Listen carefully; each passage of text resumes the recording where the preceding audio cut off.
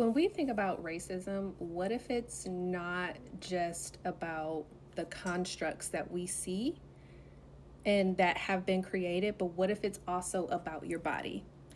And I am purposely starting off with that question because I want you to take some time to think about that question, because that is going to be our intro lecture today. And as I mentioned, I am going to do a more of a deep dive in my email. So if you have not gone to the link in my bio to take a look at that, I will provide that via email so that if you're feeling overwhelmed because you got a lot of courses, you'll be able to get that, review it for later. And then I'm also going to be providing a light version of this course for the general public that will be at cost, as well as one for health and wellness professionals.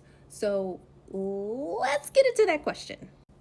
So the first thing that I want us to think about is, with this book in particular, My Grandmother's Hands, we are looking at racialized trauma and the pathway to mending our hearts and bodies. I am purposely starting with this book because I need us to understand that this is a bigger conversation. There's nuance, there is intersectionality, but this is a good starting point for us to get the overview of everything, and then we can keep kind of zooming in and zooming out. So I need you to make sure that you are leaving room for some of those challenges. So what I want to do is start on page 16, and I'm going to jump around just a little bit because I want to define what the black and white body is according to Minicum. And then I also want to take a little excerpt from a previous page, and then we're going to talk a little bit about trauma, because we cannot talk about the intersectionality as well as health disparities and health equity and other issues if we are not also exploring the same construct or concept of how trauma is passed on. I also have another book by Dr. Bouquet called Break the Cycle. Optional reading. We might get into that later, but for right now, let's start with this. So I'm reading directly from the book, and we're going to start off with defining what the black body or the African American body is.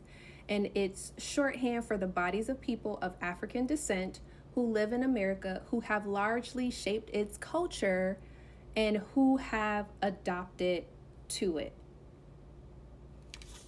Okay, so that is the first definition of, in this book for this context, what the black body is.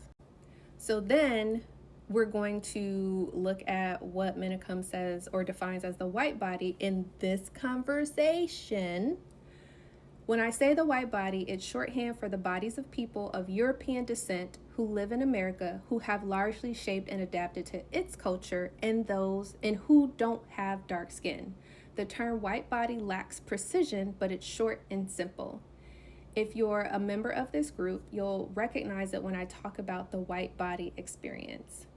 And then I'm going to give you a bonus because he also defines police bodies, which is a very important concept in this conversation that we also need to have, because hello,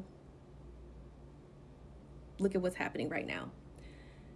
When I say police bodies, it's shorthand for the bodies of law enforcement professionals, regardless of their skin color.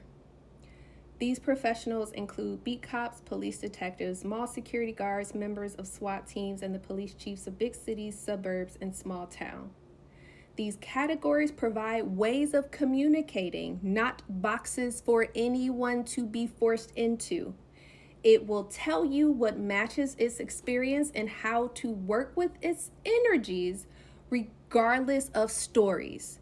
So I need you to hear me why I'm providing you with these definitions out the gate, because I want us to be able to have the conversations, and I want you to remove some of the charged language that we tend to associate with these terms. That is why I am introducing this first. Now let's Go back a page. I'm on page 14 if you have the hard copy. In America, nearly all of us, regardless of our background or skin color, carry trauma in our bodies around the myth of race. We typically think of trauma as a result of a specific or deeply painful event, such as a serious accident, an attack, or the news of someone's death. That may be the case sometimes, but trauma can also be the body's response to a long sequence of smaller wounds. It can be a response to anything that it experiences as too much, too soon, or too fast. Does that sound familiar? Are you, that's going to be a part of your homework, so just keep that in mind. Trauma can also be the body's response to anything unfamiliar or anything it doesn't understand, even if it isn't cognitively dangerous. The body doesn't reason. It's hardwired to protect itself and react to sensation and movement. Trauma responses are unpredictable. So I purposely walk through those particular pages because I think when we have conversations about what is currently happening today, that has been passed down. Many of the people on this app have been talking about how this is nothing new, about history repeats itself. Go look at those creators' pages because they got some amazing stuff, okay? Sunny Day, amazing, okay? Everything Afram history, all of the professors that are sharing information related to what's happening, they can all tell you. If you look up some of the therapists and our somatic friends that are on this app that talks a lot about this, our psychologists, psychiatrists, mental health professionals, I prefer to go to them in many instances, while also recognizing the intersectionality and nuance of this. So what I want us to understand is how trauma is stored in the body, and that may look like fight, flight, freeze, or fawn. So, for example, that looks like a Black person who is hyper aware in predominantly white spaces. There have been multiple examples on this app where people have shared their experiences, where you hear Black women in droves talking about how tired they are, how mentally exhausting it is to be in predominantly white spaces as well as corporate America. When we also think, I won't even get into healthcare. We're not gonna talk about that right now. We just scratching the surface, okay? That's a whole nother lecture. That's probably like a 2-hour lecture. Not too much. But then we can also look at a white person's physiological response to perceived Black anger.